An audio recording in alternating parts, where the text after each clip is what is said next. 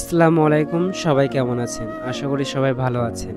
তো জীবন থেকে নেওয়া এপিসোডের আজকের ৪৪তম পর্ব। তো আজকের পর্বে একটু গল্প শেয়ার করব, আশা করি আপনাদের ভালো লাগবে। তো আজকের গল্পটি পাঠিয়েছেন এক আপু। তো চলুন বেশি দেরি না করে আজকের গল্পটি শুরু করা যাক।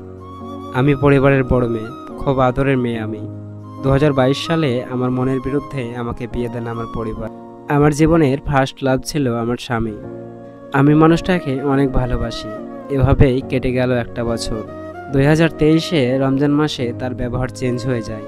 ১০-১৫ দিন একটানা সে আমার সাথে কথা বলতো না, আমাকে অবহেলা করত। তার কিছুদিন পর সে আমাকে বাসায় রেখে চলে গেল। ৭ দিন বাসায় আসেনি। আমার পরিবার তার বাসা থেকে আমার বাবার বাসায় আনার জন্য অনেক চেষ্টা করেছে, কিন্তু আমি ওখানেই থেকেছি। আমার শাশুড়ি ও শ্বশুর যা অনেক কথা শুনিয়েছেন, আমি তারপরও ওই বাসা থেকে আসিনি। ৭ দিনের পর সে বাসায় আসলো।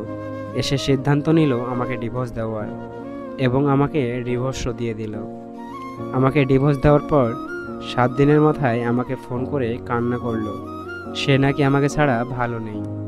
তার পরিবার থেকে খবর আসলো, খাওয়া দাওয়া বন্ধ করে দিয়েছে, কারোর সাথে কথা বলে না। আমিও বেহায়া তার সাথে কথা বলতাম। তার ১৫ দিন পর তার এক প্রেমিকাকে বিয়ে করলো। আমি শোনার পর সারাদিন কান্না করেছি। পরে জানতে পারলাম তার প্রেমিকাকে ঘরে নিয়ে উঠেছে। তারপর সম্পর্কটা মেনেও নিলাম। ও বিয়ে করার ১ মাস পর আমার পা ধরে কান্নাকাটি করে। আমি তো বেহায়া, তার কথা শুনে মোমের মতো গলে গেলাম। এখন ২০২৫ চলছে, আমি প্রায় শেষ। আজও স্বপ্ন দেখাই সে আমার হবে। আমি ওর কথা মতো ৪-৫টা বিয়ে ভেঙেছি, হাত কেটেছে ২ বার। দিনের পর দিন বাসায় ঝগড়া করেছি। সবাই বলে ভুলে যেতে, ওর সাথে আর কন্ট্যাক্ট না করতে।